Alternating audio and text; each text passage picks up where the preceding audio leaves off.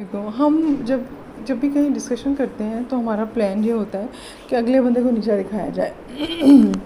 हम जिसे बात कर रहे हैं उसको झूठा साबित किया जाए। हम अपने आर्ग्यूमेंट्स इस तरह से देते हैं कि हम सच्चे लगें और दूसरा बंदा झूठा लगे। और उसमें पता है क्या होता है, हम अगले बंदे की बात सुन ही नहीं रहे होते, सुनने की कोशिश नहीं कर रहे होते, अपनी कही जा रहे होते हैं कि हमारी सुनी जाए। और बिलीव मी, हमें से अक्सर लोग ना दूसरे का पॉइंट सुन नहीं रहे होते, वो सिर्फ इंतज़ार कर रहे होते हैं कि मुझे बोलने का मौका मिले और मैं अपना बताऊं। तो उससे क्या होता है, उससे नफ़रत बढ़ती है, उससे अख्तिलाफ़ात बढ़ते हैं, उससे अगला बंदा कन्विंस नहीं होता। इसीलिए सोशल मीडिया पे लोग कन्विंस नहीं होते।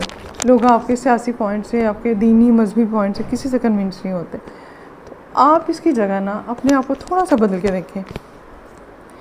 हम ये क्या करें कि उस बंदे की जगह खुद को रखें, एम्पथाइज़ करें कि जो बंदा हमसे मज़हब पे, सियासत पे या किसी भी डिस्कशन में बात कर रहा है, कोई हमसे नाराज़ है, किसी को हम पे गुस्सा है, उसकी जगह रख के देखें।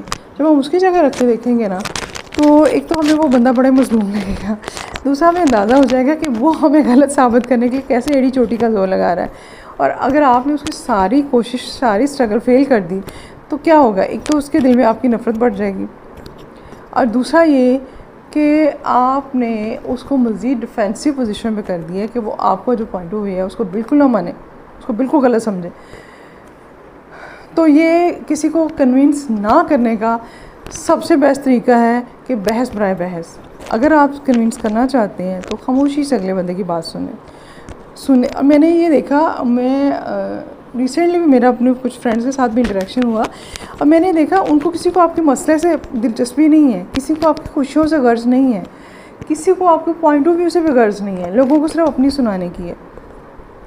तो हम सब शायद यही करते हैं, हमारी कोशिश होती है कि हमारी सुनी जाए, हमारा दुख, हमारी खुशी, हमारी लाइफ। हम उसी चीज़ की तरफ आ जाते हैं कि हम कन्विंस नहीं होना, हमने करना भी नहीं है। हमने क्या करना है, हमने सिर्फ मुखालफतें मोल लेनी है। तो अब से अगर हम आर्ग्यूमेंट का तरीका ये करेंगे, अगर कोई बात कर रहा है उसको पूरी कर लेने दें, उसको पूरी ताकत लगा लेने दें। हम गलत काम ये करते हैं कि हम ताकत के जवाब में ताकत लगाते हैं और दोनों ही हार जाते हैं। एक बंदे को पूरी ताकत, पूरा ज़ोर बहस में लगा लेने दें।